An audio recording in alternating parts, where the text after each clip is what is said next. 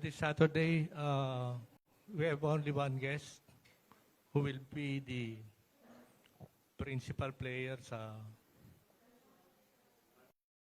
proceed ng impeachment case against Vice President Sara Duterte for trial sa Senate. This Monday, magde-decide ang plenary kung itutuloy ang impeachment complaint. No less than 200 ang in-expect na mag-vote to impeach the Vice President. It can go higher pa daw, according to some projections. Tapos, pero ang next question is, pag nag-proceed na sa trial ang impeachment case, the battle will be in the Senate na alam naman natin, merong majority, may minority, merong mga pro-Duterte na hindi naman tinatago yung kanilang we'll see what happens after Monday. We have no less than the chair of the House Committee on Justice, Congresswoman Jervil Luistro, with us today to give us an assessment nung past 3 hearings ng Committee on Justice that inano nila yung how do you call that? Yung basis ng impeachment outlined in the Constitution na so matutuloy na ngayon without any possible hindrance coming from the Supreme Court. Unlike what happened last time. So, first of all, let's ask Congresswoman Luistro. Merong sasabi na talagang airtight yung case ng impeachment versus the Vice President. In fact, sabi ni Attorney Kapunan last time, it's no less than 99.9% solid, yung impeachment case.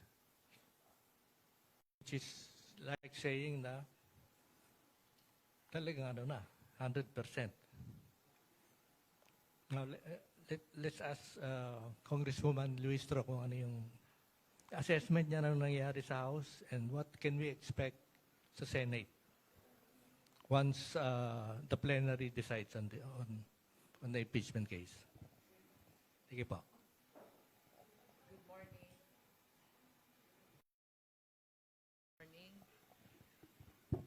Good morning.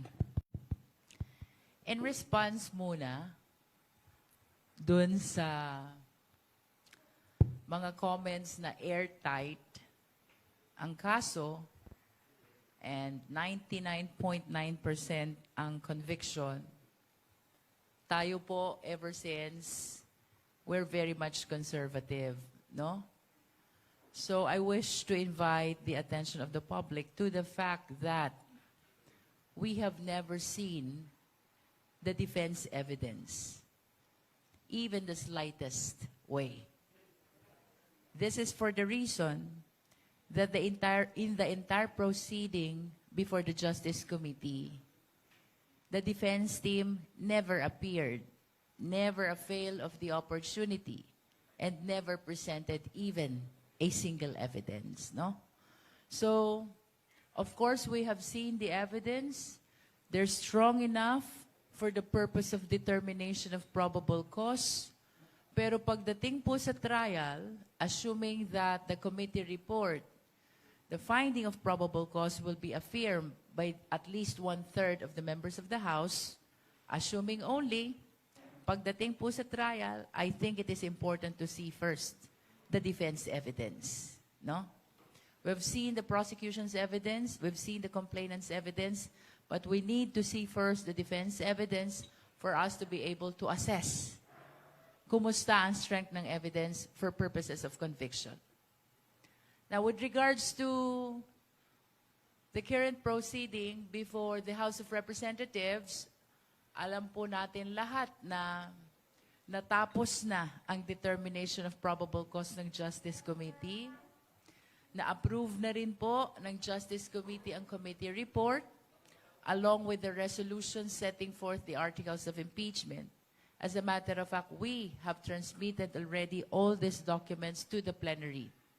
Now, we are anticipating that this coming Monday, we will be given the opportunity to defend the committee report, no? To defend the findings of probable cause, to defend the articles of impeachment. We will anticipate that there will be debate in as far as our findings of probable cause is concerned. Pwede rin natin i-anticipate the proceeding that we had in the Justice Committee might be questioned by some of the members of the House. But we will be responding to all the questions of the House members. What is important is for the Justice Committee to be able to sponsor, defend this committee report along with the resolution and the articles of impeachment. And after the debate, we can look forward to the plenary vote. The vote will be nominal. Ibig sabihin, tatawagin bawat miyembro ng House of Representatives to cast their vote whether the same is yes or no. On the assumption only that we will be able to get at least 1/3 vote of all the members of the House, then this means that the articles of impeachment will be transmitted immediately to the Senate, no? Now, if we fail to get that 1/3 vote, the effect of the same will be automatic dismissal of the impeachment complaint, no? That would be all. So ano mangyayari sa pag nag-convene na yung plenary sa Monday? Will you read the report or summarize it? I will be delivering a sponsorship speech which basically describes the proceeding that we had in the Justice Committee. We will be presenting as well in our sponsorship speech the consolidated grounds of impeachment, which is now under one set of articles of impeachment. You will remember that this is originally Saballa complaint, which has 6 grounds, and Cabrera complaint, which has 7 grounds. But upon the motion of Congresswoman Laila De Lima, the Justice Committee decided to consolidate all these grounds. The similar grounds were put under one article only, and now we have one set of articles of impeachment. This is the articles of impeachment set forth by the resolution approved by more than the majority members of the Justice Committee, at ito rin po ang nakapaloob dito sa ating committee report. So, in conclusion, the sponsorship speech will deal on the summary of the entire proceeding, the grounds or the articles incorporated under one set of articles of impeachment. We will be discussing as well the evidence that we have established so far, plus our submission that the Justice Committee found probable cause, in which case we will be soliciting the affirmation or the support of the members of the House of Representatives. Ma'am, these articles of impeachment, kakaiba sa ibang resolution. It needs no majority votes ng mga miyembro. Ma'am, paano kung magko-sponsor o magko-author dun sa resolution na yan, ay more than 106 na? Hindi ba tantamount sa approve na ito? Well, actually, under the Constitution, ang requirement po is at least 1/3. We are 318. So, a vote of 106 House members is already enough to solicit the approval of the committee report, the resolution, as well as the articles of impeachment. Yun po yun.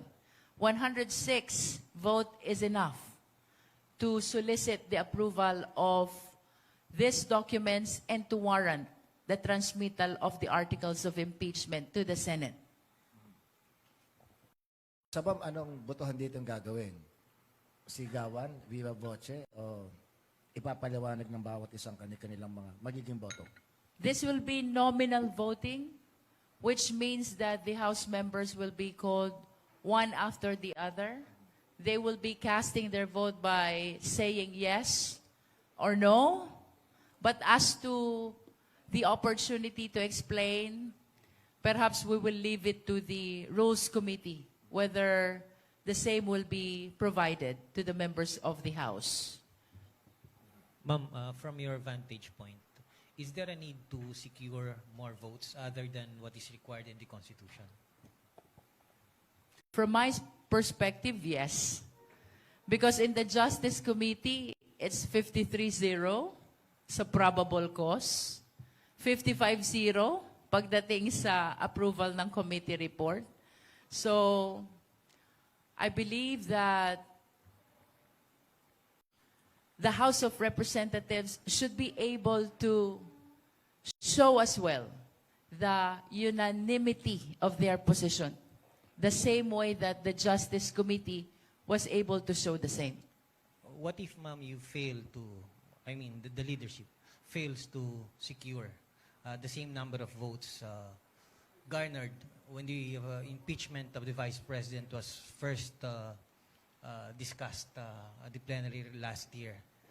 Ang ibig bang sabihin nito, ma'am, that the support in the House has weakened?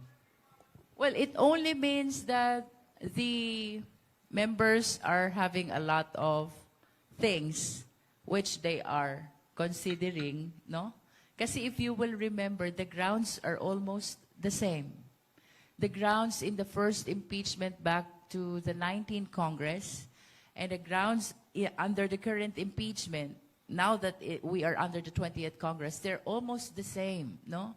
So if some members are changing their position on this impeachment, it only means that there are factors which are present now, not present before, which probably affect their position today. Ma'am, follow-up na lang. Last year, hindi namin narinig yung mga salitang will vote based on their conscience. But it's now na medyo frequently naririnig namin yon. Ano yung motibasyon? Bakit all of a sudden may mga ganitong kolatilya? Samantalang nung nakaraang taon, ma'am, nag-uunahan pa yung mga kasamahan ninyo sa pagpirma. Perhaps it has something to do with other factors to consider in deciding on this impeachment, no? Ito, I discussed this already in the other interviews. One, of course, is how a member of the House appreciate the evidence. Second is the fact that the members of the House are all political personalities, which means that they are considering as well their political interest. Third, the fact that the national election is already approaching. So I think these are reasonable considerations for the House members. If ever those who voted in favor of impeachment during the 19th Congress will be changing their mind under the current impeachment. Magbibigyan ba ng opportunity yung mga, halimbawa, yung mga congressmen na Dutertes to explain why they don't agree with the impeachment case? Well, there will be debate after the sponsorship speech, and I think everybody will be given the opportunity to participate in the debate, no? I'm quite sure about that, the interpellation. But with respect to the explanation of vote, siguro i-consider din ng rules kung ilan ang House members who are interested to explain their vote.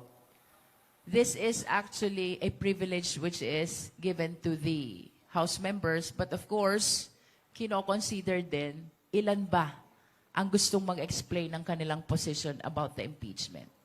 Perhaps if they wish to participate, it's better to participate in the interpellations so that the Filipino people will hear their arguments, which the Justice Committee will definitely respond.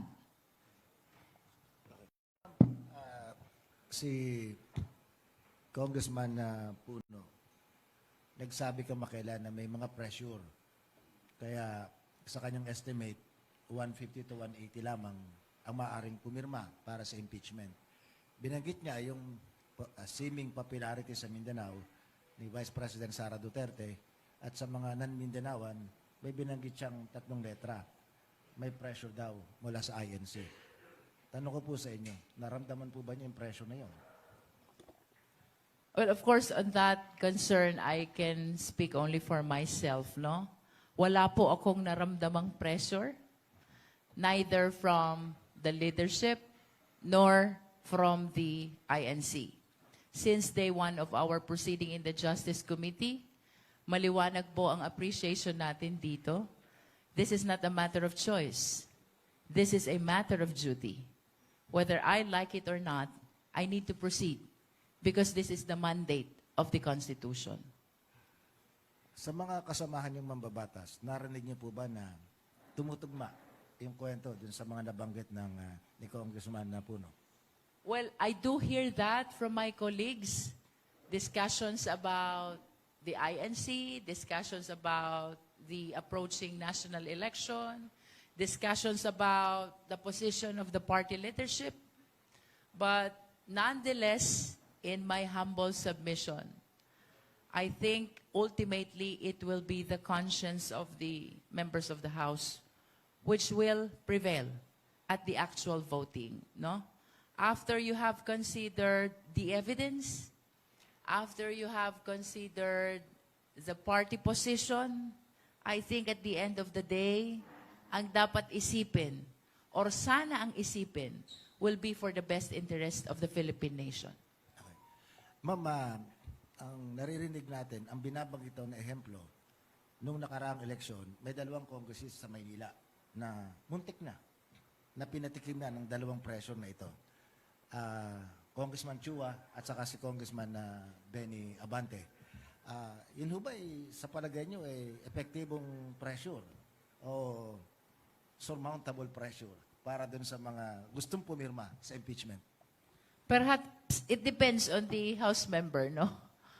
If you are affected or perhaps threatened by maneuvering like what you witnessed to what happened to Congressman Joel Chua and Congressman Benny Abante, perhaps the House member will be affected, no? But if the appreciation about the constitutional duty is heavier, then the House member will be maintaining to consider what is best for the country and the Filipino people. Ma'am, yan ho bang 2 pressure na yan, o pressures, ang pinag-ugatan kung bakit yung tanong ng kasama nating si Tenten, naririnig na ngayon yung salitang conscience vote? Well, I cannot speak for the House members, no? But ever since in the 19th Congress, I think that is a very reasonable thing to consider. Na you do not just consider the evidence, you do not just consider the party position, you must consider also what is being dictated by your conscience. And by conscience, it means what is morally right, what is best for the Filipino people, what is best for the welfare of our country. Okay. Ma'am, of course, sabi nga nila, yung politics ngayon almost exact science na. Namamap na kung sinong boboto kay ganon, kung saang geographic location, malakas ang ganito, ganong grupo. Ma'am, yung ba'y napag-usapan man lang ninyo ng mga kapartido ninyo, kagrupo ninyo mga kongresista, para ma-estimate ninyo kung ilan ang matitira sa mga bumoto at ilan ang madadagdag sa pwedeng mga bumoto? Are you talking about the voting in the plenary? Yes, ma'am. Well, hindi. Sapagkat ang focus po natin is only on the proceeding. As a matter of fact, I will be standing in the plenary, I think this coming Monday, but I never preempted as to who will be voting in favor of the impeachment and who will not be voting in favor of the impeachment. In other words, my focus only is to defend the findings of probable cause of the Justice Committee. As to who will be voting to affirm the same, we're leaving that up to the exclusive judgment of the members of the House of You are Representatives. giving the reason, but you are not campaigning. No, I'm not campaigning. Sino magpe-preside sa session sa Monday? Let me just Speaker. clarify that. I'm not campaigning in the sense that I don't reach out to House members. I don't call them. I don't talk to them. But of course, the purpose of standing in the plenary this coming Monday is to defend the findings of the committee and to solicit the affirmation of the rest of the House members that the findings is correct, that the appreciation is correct, that this must be transmitted to the Senate for trial. But other than that, I do not resort to other means to be able to communicate to the House members.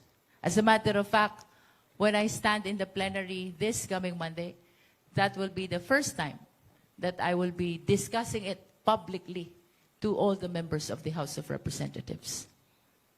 But will the plenary allow yung dissenting votes? Halimbawa, from members of the Duterte family na nasa Congress or yung mga young congressmen na tumitira sa Well, since this is a political exercise, of course we anticipate that there will be members of the House who are against the findings of the Justice Committee. So they will be making manifestations, they will be raising questions perhaps on constitutionality and the manner of appreciation of evidence. We anticipate all this. And I think that's part of due process, so that there will be thorough deliberation before the voting on the approval of the committee report.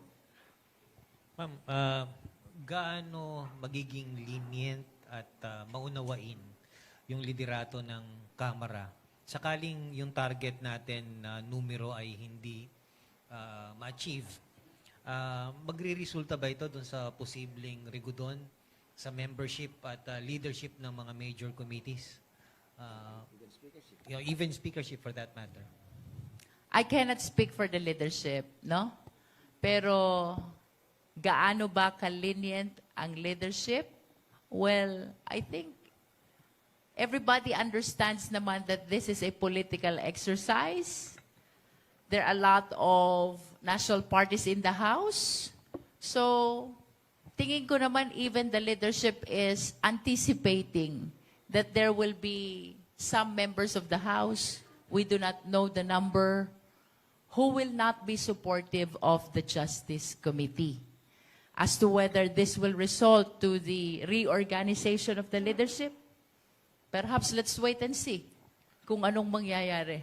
Yung konteksto sa tanong ko na ito, ma'am, ay dahil alam naman natin na yung mayorya ngayon sa Kamara ay binubuo ng coalition of political parties. Nakikita po ba natin na pagkatapos nitong historic na botohan na ito sa Lunes, nakikita ba natin yung pagtalon ng mga ibang dating kabilang dun sa majority coalition papunta dun sa opposition? I am very much conservative in my approach in this political exercise, and it has never been my practice really to preempt things from even before they happen, no? So, I really cannot comment if ever there will be House members who will be transferring from one party to another after the result of voting on these articles of impeachment. Sige ma'am, medyo i-rephrase ko lang ng konti yung tanong. Baka makakuha kami ng sagot. Ma'am, alam naman natin na nakakati ang House generally sa minority at majority. Pag bumoto ka sa speaker, yung nanalong speaker, you are with the majority. Ang tanong ko sa inyo, ma'am, kapag hindi ba bumoto sa impeachment na ito o hindi pa mabor ang isang kongresista, siya po ba'y mabibilang na sa minorya? I don't think, sapagkat napakarami naman po ng bagay na pinagbobotohan sa plenaryo, no? This impeachment process is just one of the several important concerns which are being voted upon in the plenary. This is just one constitutional process where the decision, the positions of the House members will be solicited. Ako, from my end, I don't think that this will immediately result to transferring to the minority. Ma'am, kayo po yung lawyer, so magaling po kasi semantics. Sabi nyo, this is just the one. Hindi ho ba, this is the one? Yeah, I understand and I recognize that this is a very important political process, no? But there are other policies, issues which are being voted upon, which are equally important to this political process as well, no? So, tingin ko naman, hindi naman ito lang yung magiging consideration ng leadership in deciding with respect to the perceived reorganization, should I say, after this political exercise. Ma'am, since you will defend the articles of impeachment, tama ba na ang kasunod kong inference, kayo ang magiging lead ng prosecution team? That's another matter which I cannot preempt, no? Well, of course, I acknowledge na back in 19 Congress, tayo po ay bahagi ng prosecution panel. But this is a different situation already. We do not know whether we will be elected. And let me make it clear to the viewing public, ang pagiging taga-usig po, being one of the prosecutors, we do not volunteer. We will be elected by the plenary. So first and foremost, I don't know if we will be elected to join the prosecution panel, no? And as to whether we will be considered to lead, I cannot preempt that as well. Pero meron ng names na nagka-crop up sa prosecution panel. Since I presided the Justice Committee, I took the initiative of volunteering names of justice members who have correct appreciation of the case. Mahalaga po na ang tatayong taga-usig or prosecutors ay lubos na nauunawaan ang kaso. And, Tsaka dapat lawyers. well, under the rules, wala po tayong ganyang requirement. If we examine the rules of impeachment, even the rules of the Senate, they do not require that the prosecutor should be members of the bar. No, wala pong ganyang requirement. Even the judges. Yes, and we've seen that in the past impeachment processes, no?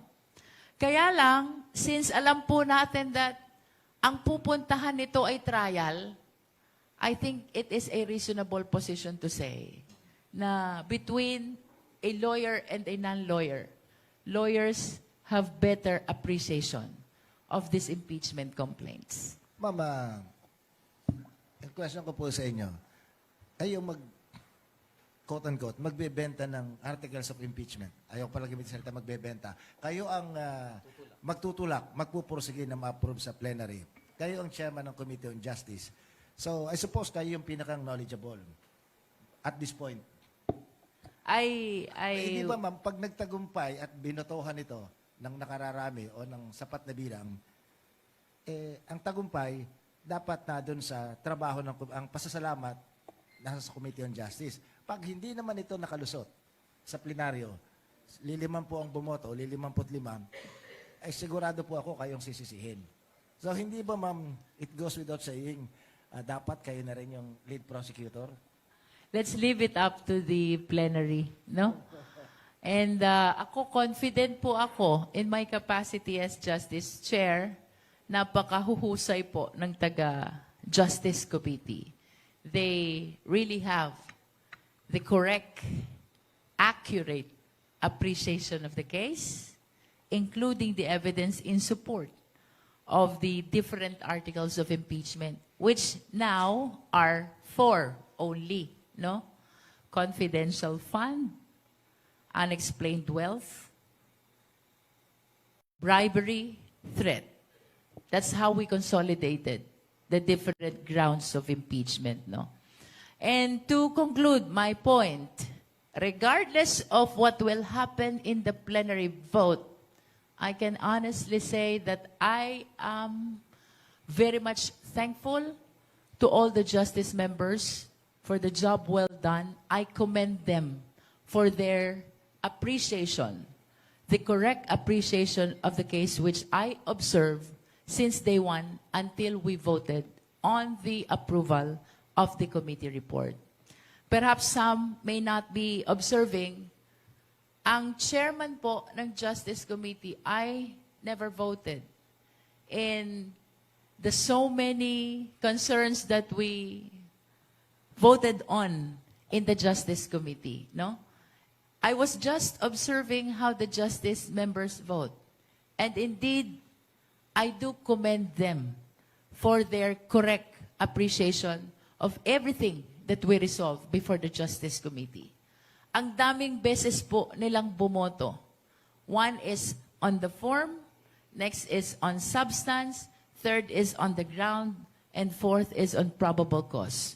And I really commend how they appreciated both the arguments and the evidence which guided them in voting on these 4 important questions before the Justice Committee. Ano yung magiging role ng private prosecutors as compared to yung prosecutors ng Justice Committee? Well, just on the assumption na makalusot po ito sa plenary, no? Because this is my first time also to participate in an impeachment, if ever, in the trial. Ang nakikita ko po sa ordinary criminal case hearing, the private prosecutor must always be under the control and supervision of the public prosecutor, which means that the public prosecutors should always be the lead, and the private prosecutors can assist. We checked also what happened during the Corona impeachment. Ang sabi ni then presiding officer, JPE, Juan Ponce Enrile, yung mga parliamentary concerns must be done by the public prosecutors.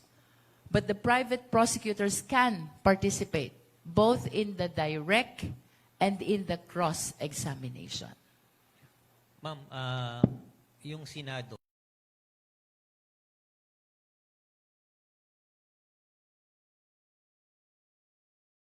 for lack of better term, ay kilalang kuta ng mga masugid na taga-suporta ng pangalawang Pangulo. Do you think when the trial starts, dadalo ang pangalawang Pangulo dito, bagay na hindi niya ginawa sa kabila ng napakaraming imbitasyon ng inyong komite?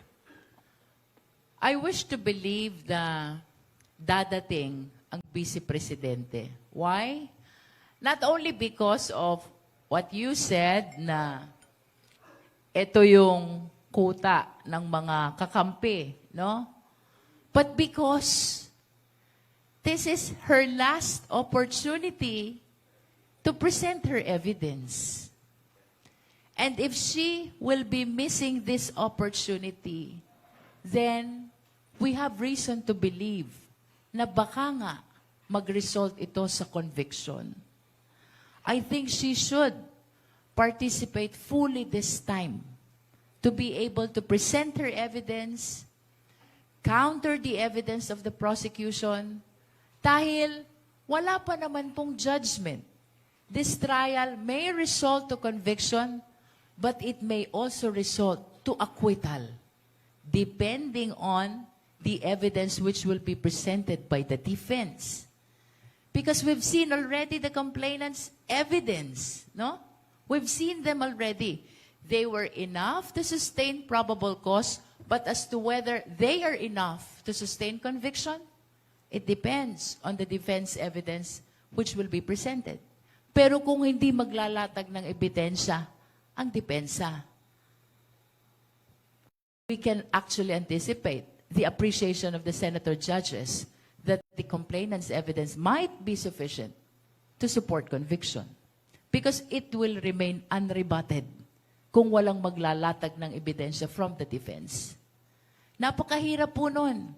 Kahit po sa ordinary court proceeding, pag naglatag ng ebidensya ang complainant, walang nilatag ang depensa, yun pong ebidensya ng complainant, we consider it unrebutted, unquestioned, no? In which case, there's a big chance of appreciation by whoever will resolve the case. Ma'am, all the charges leveled against the Vice President are now in the open. Gusto lang namin kunin yung opinion nyo bilang isang batikan at hinahangaan na manananggol. What could be her strongest defense at this point?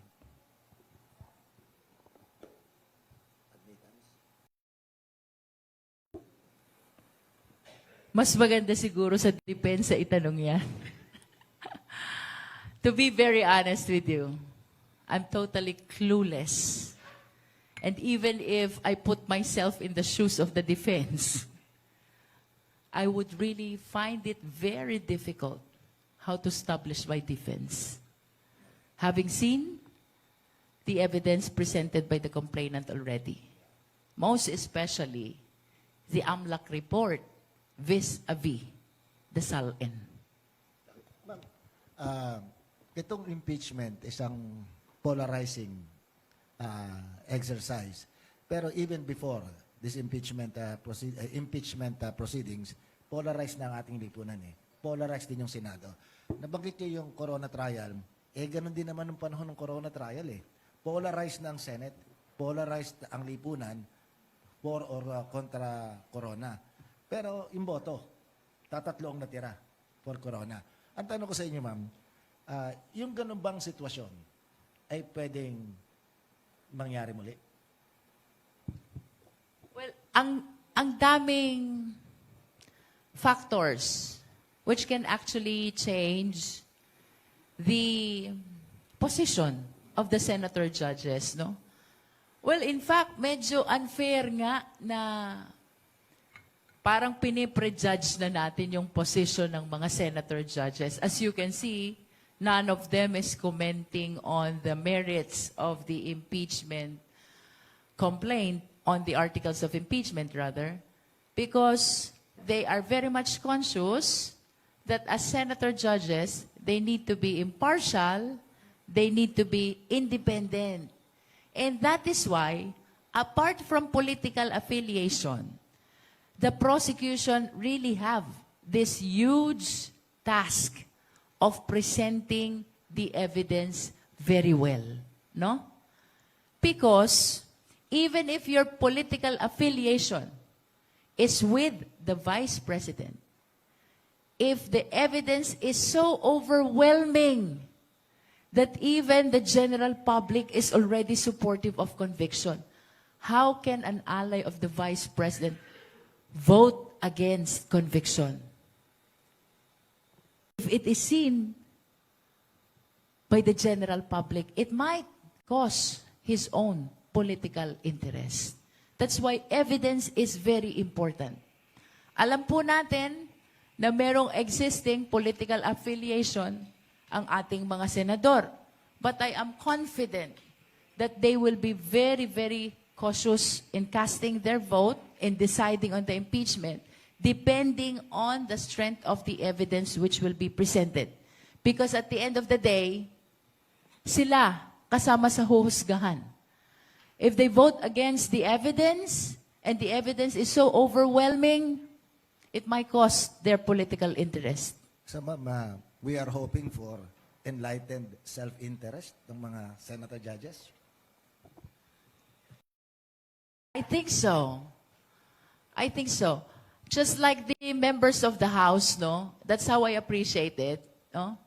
Ko-consider nila yung evidence, ko-consider nila yung political affiliation, but at the end of the day, ang mananaig sa kanila, the best interest of the Filipino people. Which means that kung ano ang matimbang sa sambayan ng Pilipino, I think they will go for that. Kung magkaroon na unexpected turn of events, merong mag-move sa ilang senators na stop yung trial, what can they do? Dapat may basis. Run to the Supreme Court, gano'n? Well, we do not want to anticipate a situation na just because of political affiliation, they will be moving to stop the impeachment trial. They will be moving not to convene the impeachment court. Dapat may basis. As a matter of fact, we should remember there are, I think, 4 petitions pending before the Supreme Court. All of them are questioning the constitutionality of the proceeding before the House. But to this date, wala naman pong TRO. Wala naman pong injunction. Which means so far, they have not seen any violation of the rules, the Constitution, and the decisions of the Supreme Court in as far as impeachment process is concerned. No? So I hope that the senators will be mindful of the importance of this political exercise. As a matter of fact, there's a specific article in the Constitution dedicated for impeachment. So, the decision of whether to stop or not should not be based solely on political affiliation. Let the people hear. Ano bang dahilan? Bakit gusto mo itong ipatigil? May question ka ba ng unconstitutionality? Are you mindful that there are petitions already pending before the Supreme Court? In the absence of reason, sufficient basis for a motion to stop convening the impeachment court, baka, kagaya ng sinabi ko kanina, it might cost the political interest of the senator already. Because I think survey now about having the impeachment trial is very much in favor of proceeding to Senate for trial. Which means, ang gusto ng Pilipinong nakararami ay magkaroon ng tamang paglilitis dito sa impeachment na ito. Ma'am, help us understand more. Kasi may nagsasabing ang Supreme Court daw masyadong overreaching, overacting nga, sabi ng mga non-lawyers. Ang tanong ko po sa inyo, ano ho ba talaga yung ibig sabihin ng 3 co-equal branches ng ating government? Kung ang Supreme Court ay aakto ng ganun, pinasukan yung usapin ng impeachment, pinatigil ang impeachment, mukhang the gods of Padre Faura must be that supreme. Yung courtesy naman, kung nakabati lang po sa courtesy pagiging co-equal, yung budget ng Supreme Court, kahit alam niyo may 20% dyan, bakante yung mga pwesto. And yet, hindi nyo iniisa-isa kung magkano talagang ginagasto sa sweldo. At the end of the fiscal year, dinedeklarang savings, tapos pinaghahati-hatian bilang bonus. Pero hindi ini-scrutinize ng mga kongresistang budget ng Supreme Court in the name of respect and being co-equal. Pero parang yata nare-reciprocate yung equal respect na binabagay. So, ang tanong ko po sa inyo, ano ba talaga pinagbabatayan para maging co-equal? Kasi kung pahintuin ng Supreme Court yan, ano gagawin? Sabi ni Senator Tito Soto, trabaho namin to .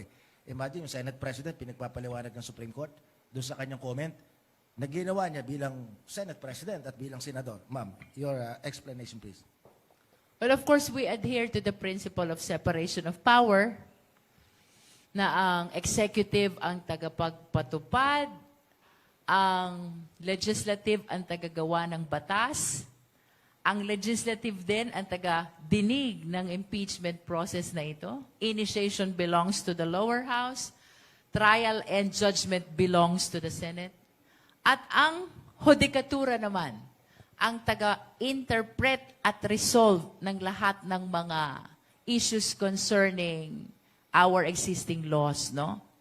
Nevertheless, regardless of our opinion on how the Supreme Court is addressing questions of constitutionality which are being filed before them, let us always remember that the Supreme Court is the final arbiter in all issues concerning our existing laws, rules, decision, and that includes issues concerning the impeachment process. In other words, regardless of how I think and regardless of how you think, under a civilized society like ours, we should recognize that authority of the Supreme Court as the final arbiter.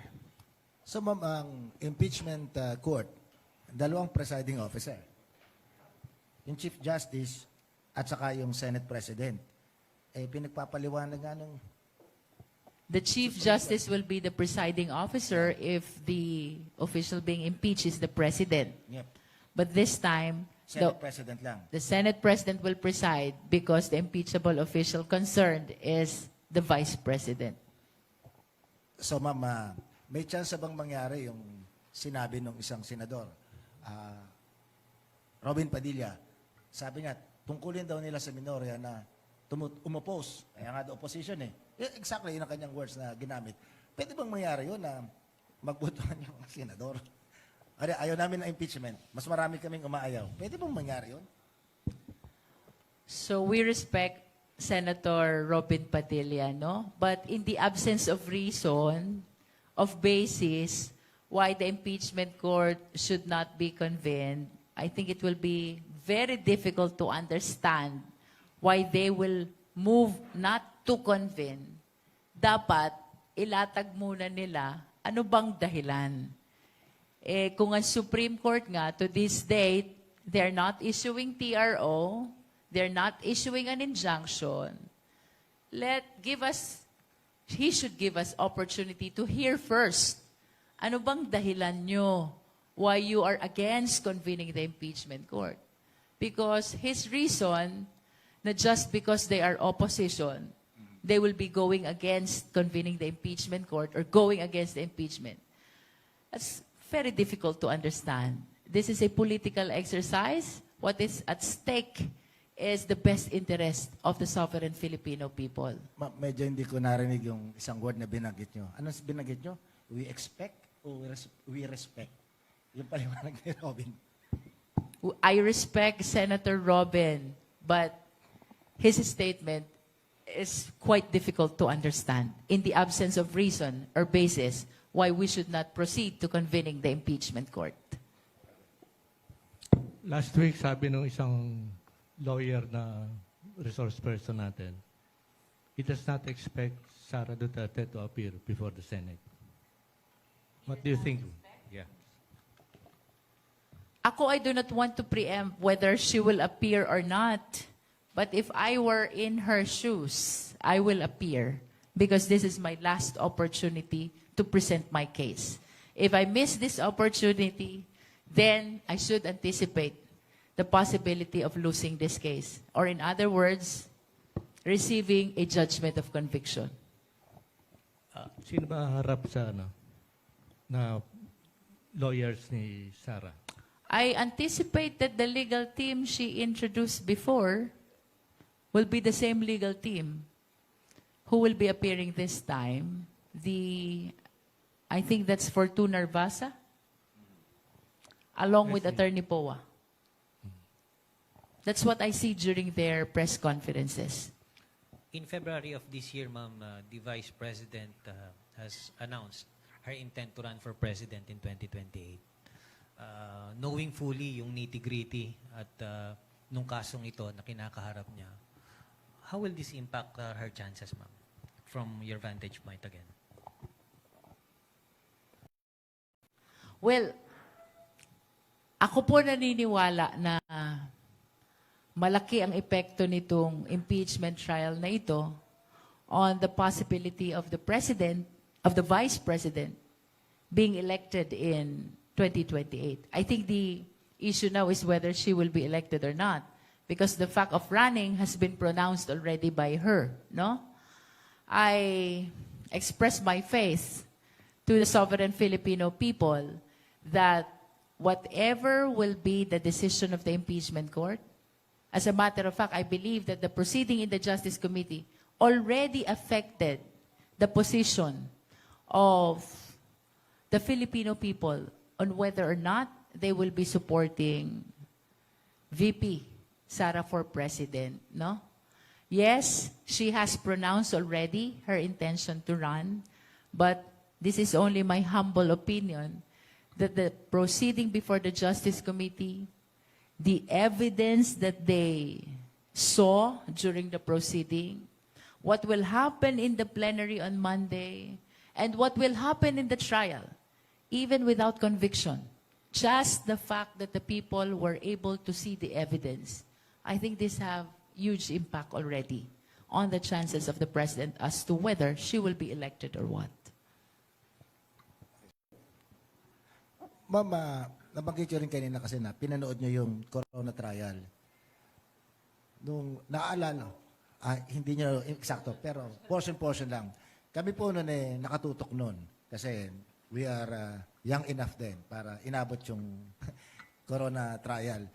Napansin po namin, kapag yung mga private prosecutors ang nagsasalita, binabardagol ng mga senator judges to the point na hindi nga makapagsalita binubulabog, sabi ng mga Tagalog, binubulabog yung pagkasalita.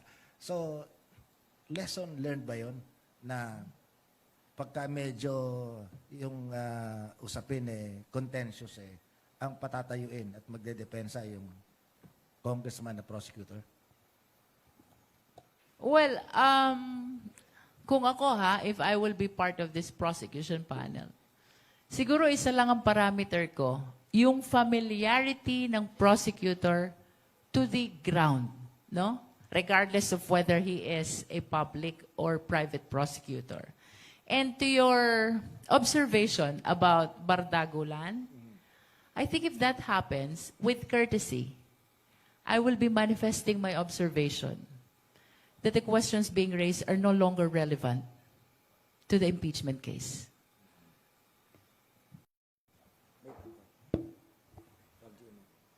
Sige.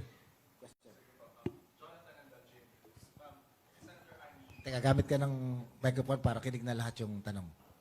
Senator Amy Marcos is claiming now na there's a massive incentive package to secure a yes vote sa House of the Representatives for the impeachment. The offer includes 50 million in cash, 3 million peso in additional MOOE per month, and 150 million peso worth of projects per congressman na boboto daw ng yes.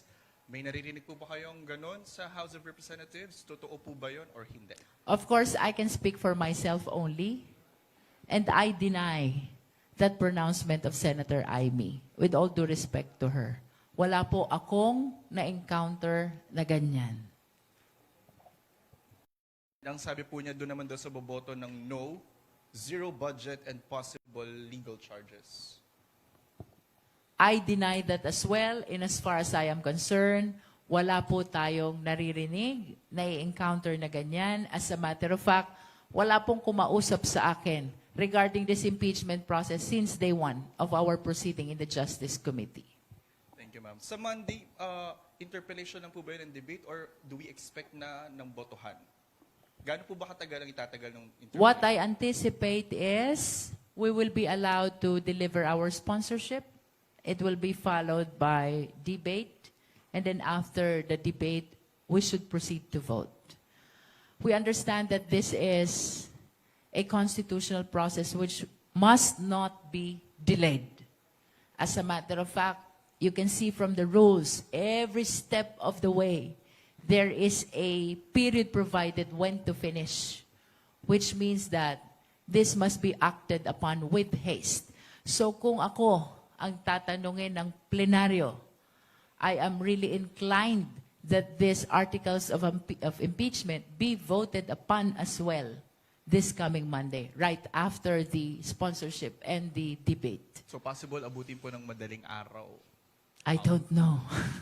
hanggang sa magkabotohan. Depende siguro sa dami ng gustong mag-raise ng questions, no? But, of course, we are confident, not only myself, the justice members are ready to respond to all their questions. Ma'am, nasa na po yung selyadong kahon ng ITR ng mga mag-asawang carpet? Ang selyadong kahon po, I believe, ay kasama sa na-endorse na transmit papunta sa plenaryo. Wala na po sa amin yung kaso, you will remember, because the Justice Committee already transmitted the committee report to the plenary, and that includes all the records. So I believe that this is in the custody of the plenary already. As to which specific committee, I'm not so certain. Dadalhin po ba yun sa Senado just in case ma-transmit doon yung... Kung ma-affirm ng plenaryo ang desisyon ng Justice Committee, yes, even the sealed box of the BIR will be transmitted by the House of Representatives to the Senate. Thank you, ma'am. Ma'am, follow-up ko yun. Hindi nyo nakita yung laman nito? Ma'am, napakalakas ang loob nyo. Nagagamitin yung ebidensya, yung bagay na hindi nyo alam kung ano ang laman. Yeah, you are correct about that. As a matter of fact, that was expressed by Congresswoman Laila De Lima during our debate whether to open or not. Napakahirap daw na itra-transmit natin sa Senado something which we do not know what is inside, no? But since this is part of the proceeding of the Justice Committee, kasama ito sa mga nag-gather namin in the exercise of our compulsory process, I think it's fair enough na kasama din ito sa itra-transmit natin doon sa Senado. Ma'am, itatransmit ito, bahagi ng nag-gather nyo, pero ito po ba'y tutukuyin nyo na ebidensya o hindi? It is not yet considered as evidence because as a matter of fact, wala naman tayong nakita dahil hindi natin binuksan, but we are interested to see what is inside as well. And we honestly believe that if we transmit this to the Senate will be in the better position to open this. Ma'am, sa impeachment nun kay dating Pangulong Erap Estrada, may halos kahalintulad yan eh. Yung second envelope ba yun? Na ayaw buksan, may gustong buksan, hindi pinabuksan, nag-EDSA 2, nalaglag si Erap. Bandang huli, nung nireconvene yung Senate as an impeachment court, binuksan, wala pala namang smoking gun. So, well, hindi kaya baliktad naman ang mangyari o kabaliktaran na pag binuksan, maaring mag-exonerate pa dun sa inyong isinasakdal? Well, actually, ang laman po nung kahon, I believe are ITR. Sapagkat yan po ang sinabpina namin. We issued subpoena duces tecum to the BIR to produce the income tax returns of the Vice President and spouse, no? But as to the amount reflected as income of the spouses, hindi po namin alam. Kasi hindi nga po namin nabuksan. Pero dalawang bagay lang po yan. It's either they will be able to justify the SALN, including the AMLAC report, or they will not be able to justify. Dalawang bagay lang po yun. Yun pong 6.7 billion na AMLAC report, pwede na maipaliwanag ng ITR na meron silang ganun karaming kinikita from their personal income, no? Yun pong 88 million na net worth sa SALN, kasi pag kwenta nyo po yung sweldo nila, 30 million lang dapat. But it's 88 million. So we have to see from the ITR, meron ba silang malaking personal income from their businesses, kaya nagkaroon sila ng net worth na 88 million. So dalawang bagay lang po. It's either the ITR will be able to explain both the net worth in the SALN and the 6.7 billion total covered in suspicious transactions, or they cannot explain that. So, ma'am, I can sense kung saan nagagaling ang inyong confidence. Pag naipaliwanag ng ITR na pwede pala yung 6.7 billion pesos, mahirapang ipaliwanag yung veracity ng kanyang SALN. Pag tumugma dun sa kanyang SALN, yung kanyang ITR, mahirapang ipaliwanag yung report ng AMLAC. I agree to that because the SALN and the AMLAC report are contradictory. No? So if the ITR will be able to explain the SALN, definitely it cannot explain the AMLAC report. So, But if it can explain the AMLAC report, definitely it will not be able to explain the SALN. damn if you close, damn if you open. Either way, a lot of things need to be explained. Ma'am, you've been presiding the Justice Committee for a couple of months now. Can you walk us through the experience, good or bad? Well, it was indeed challenging considering the number of petitions already pending before the Supreme Court. Naghihiring kami, tapos at the back of our mind, there's always the possibility that we will be stopped by the Supreme Court, no? So, for us in the Justice members, isa lamang po ang tinutukan namin doon. Make it sure that we follow the letters of the rules of impeachment, the Constitution, and the decisions of the Supreme Court, no? Halos ginawa po naming Biblia yan. Just to make sure that we do not deviate from the rules of the Supreme Court. Because, of course, bagaman nagkakaroon ng debate sa Justice Committee, like in the opening of the box, anong sabi ng mga congressman? This is a constitutional mandate. Impeachment should be considered as an exception to all those confidentiality, no? Pero nanaig po na wag buksan. Why? Because we are conscious that we owe as well to the Filipino people to be able to continue this impeachment process. And if this will be transmitted for trial, to be able to reach the finish line, whether she will be convicted or acquitted, no? Palagi pong nagkakaroon ng debate why we are compromising the authority that is exclusive to the House of Representatives. Palagi po yan ang tinatanong ng Justice members sa akin as Justice Chair. Why are we not asserting our exclusive authority? At isa lamang po ang sinasagot ko sa kanila. Utang din natin sa taong bayan na magtuloy-tuloy ang prosesong ito at makarating tayo sa dulo and finally marinig natin kung may pananagutan ba o wala ang ating Vice Presidente. If we become very aggressive in exercising our power without considering the possibility that a TRO might be issued, we will not be able to see anymore the conclusion of this case. And we owe this to the Filipino people. They need to see whether or not the Vice President is guilty or otherwise.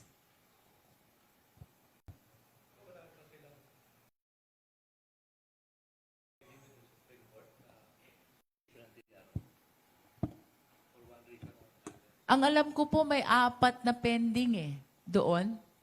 Questioning the constitutionality of the proceeding before the Justice Committee, questioning the issuance of subpoena, alleging that this is a fishing expedition, no? Yun po yung mga allegations nila doon. But to this date, so far, awa ho ng Diyos, wala pang TRO at wala pa ring injunction na lumalabas. And considering that this is a constitutional duty, our position is to simply continue for as long as we are not being stopped by the Supreme Court. Ma'am, para mas magulong usapan, nalantad na naman yung mga ebidensya sa pagdinig ng House of Representatives. Meron bang pipigil sa isang individual, sa isang taxpayer, na pagsamasamahin yung mga ebidensyang publicly available na at yung mga nabanggit na pangalan ay kasuhan ng plunder sa ombudsman?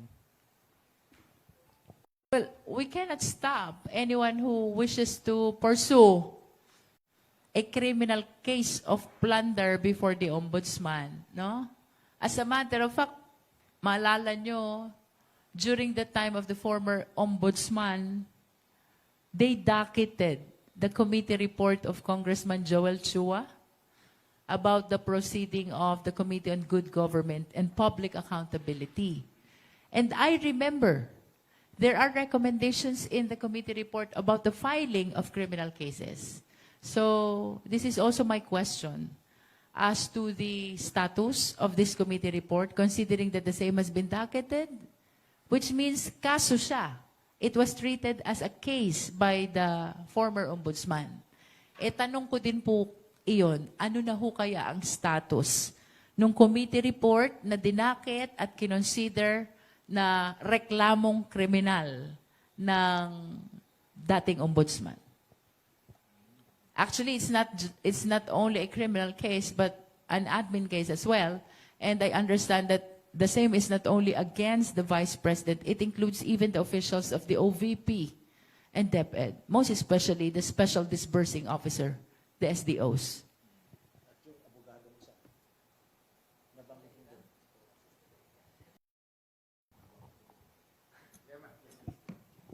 Hi, Kong. Good morning. Herlene Delgado po from ABS-CBN. Kong, I understand na you've already denied yung allegation ni Senator Amy, but just a similar, I just want to get your categorical answer on this.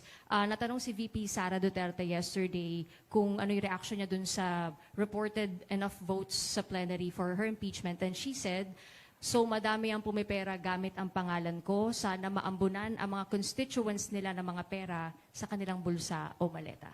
Your response. Similar answer to that. I deny that. Wala po tayong na-encounter na mga ganyang offer. As a matter of fact, we consumed 2 months in the Justice Committee. Wala pong kumausap sa akin, nag-alok sa akin, nanakot sa akin. I deny the statement of the Vice President. Ma'am, yung halagang binanggit 50M, hindi naman sinabi kung worth of project, soft or infra. Pero 50M po yun, ang binanggit ni Senadora Amy. Ang tanong ko po sa inyo, hindi po ba kayo na-insulto? Kasi may vlogger na nakakahingi ng 75M eh. 300 pala in total. Ako kasi, I do not pay attention, so much attention on that, no?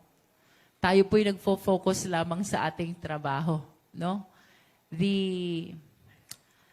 The task of defending the committee report before the plenary is really tough. So instead of focusing on the baseless statements of the people around, I would rather focus on how am I going to deliver my report to the plenary. Mabilang, Sorry, i-correct ko lang. That's 50M's, 5 million lang pala in cash. Ang sinasabi niyang ino-offer ni Senator Amy. Ang sabi ni Senator Amy na ino-offer, 5 million in cash, 3 million additional MOE per month, and 150M yung projects ang ino-offer. Sorry. Just for the record, similarly, I deny that statement. Ma'am, for my last question. Sa mga kasong ganito bilang abogado, you hope for the best result, di po ba? Pero pinaghahandaan nyo rin na on the contrary yung lalabas na resulta. But sa kasong ito na lubhang sensitibo, kung sakasakaling ma-acquit ang pangalawang Pangulo, anong pakahulugan nito doon sa mekanismo ng impeachment? Well, I am very much positive with what is happening.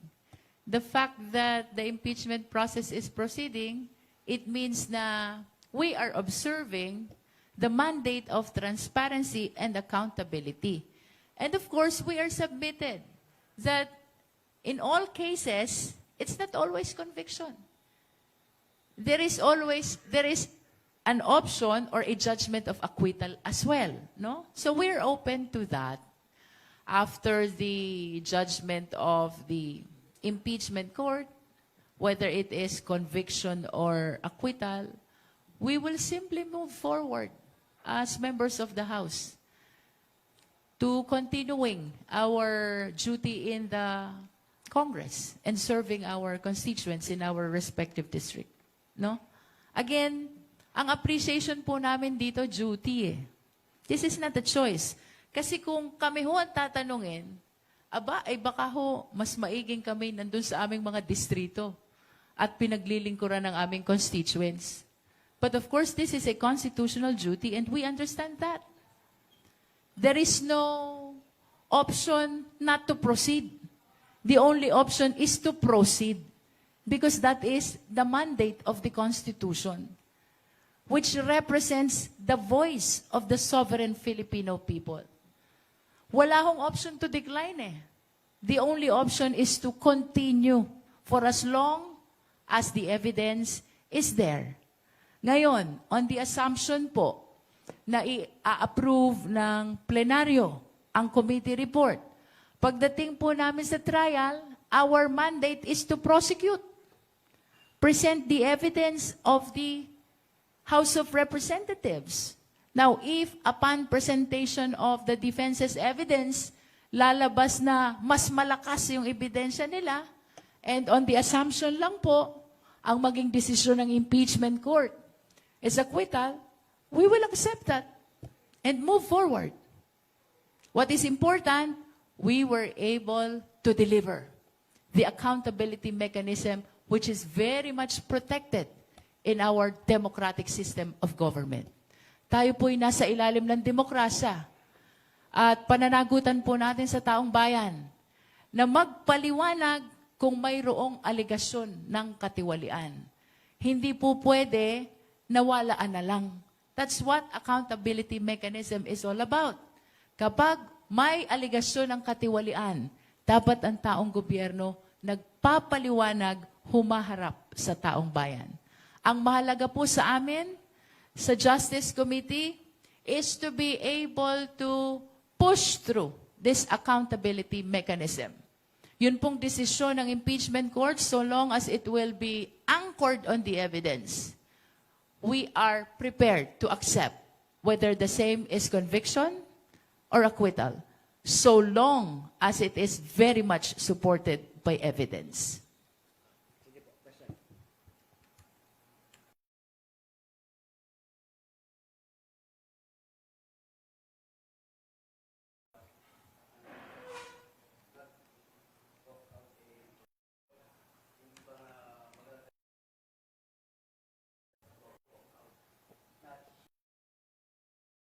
Depende po siguro sa magiging sitwasyon. So long as the proceeding is relevant to the impeachment process, so long as everybody is following the rules, so long as there is basis for every decision of the impeachment court, I do not see that the public prosecutors will be doing the same thing. Mas gusto po namin, sir, na makarating ito hanggang dulo, so that the people will understand the decision of the senator judges.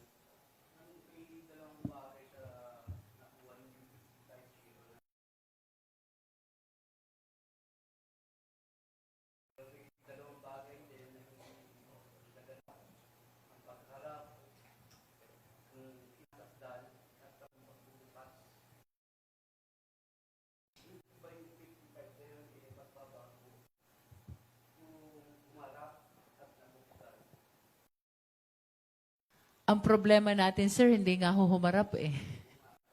And then the majority of the justice members decided not to open. And that is why I am looking forward na sana sa impeachment court, humarap siya.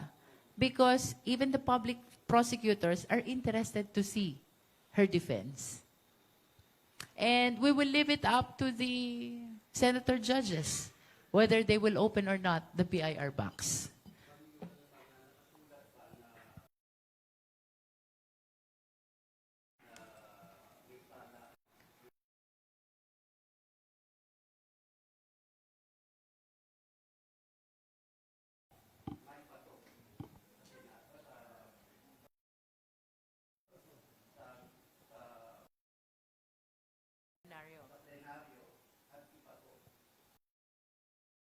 Again, yun pong naging huling boto natin sa Justice Committee. It is only on the determination of probable cause. And by probable cause, it was explained in the past impeachment processes. This is merely justification to be able to proceed to trial. No? You've seen the notices of disallowance, the decision of COA, the video of the Vice President, as well as the findings of the NBI. You've seen the AMLAC report vis-a-vis the SALN. Always remember, all of this are unrebutted. Unrebutted because the defense team never presented even one single evidence. Having said so, we are submitted to say that it even surpassed the requirement of probable cause. Enough for the Justice Committee to transmit it to the plenary and, with all due respect to the House members, enough for the plenary to transmit it to the Senate.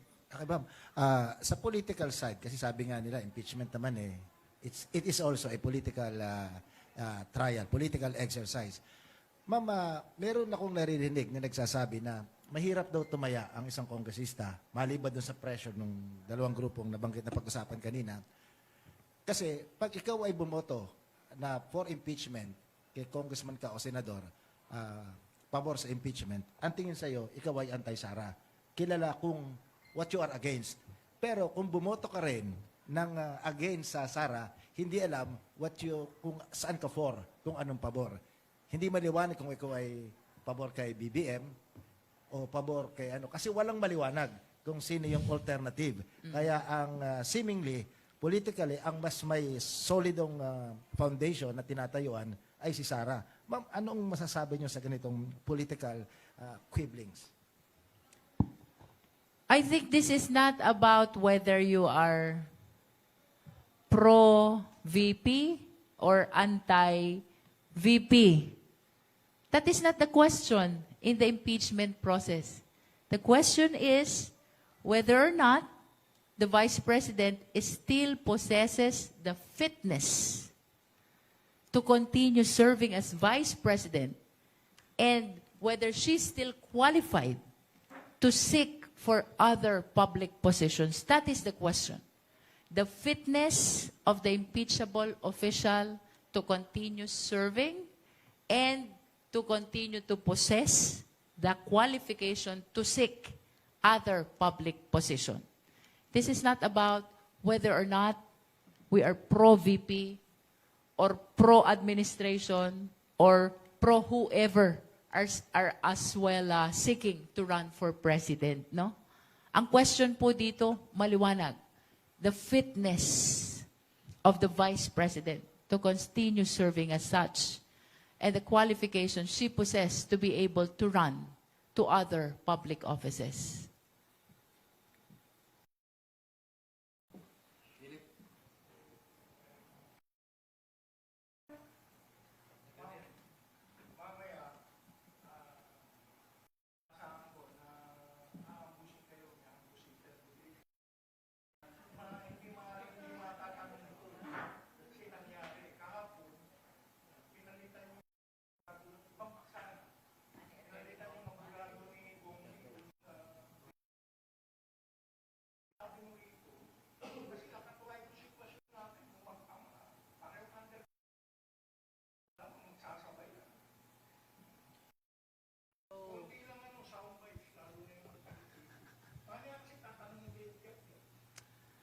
Tungkol po sa pag-withdraw ni Attorney Kaufman as lead counsel ni former President, I can only surmise na hindi na siya fulfilled as a lawyer ng former President.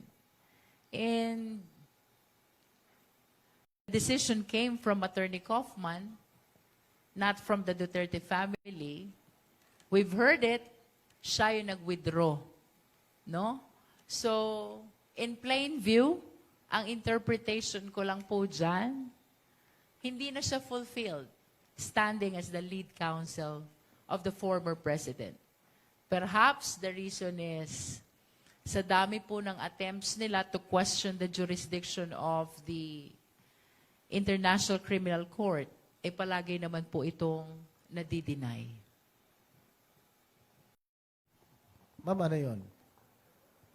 White flag raising? I don't know really how you are going to interpret that. It's not for us to comment on that. Perhaps it's better to ask the Duterte family.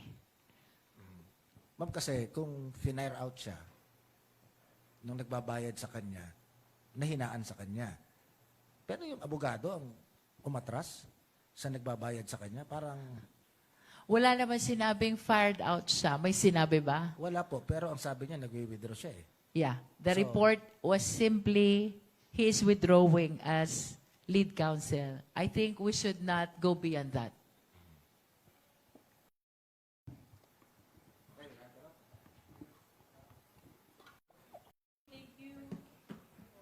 Okay. On that note, we'd like to conclude this Saturday News Forum's episode for today. I would like to thank the chair of the House Committee on Justice, si Batangas Representative Jervil Luistro,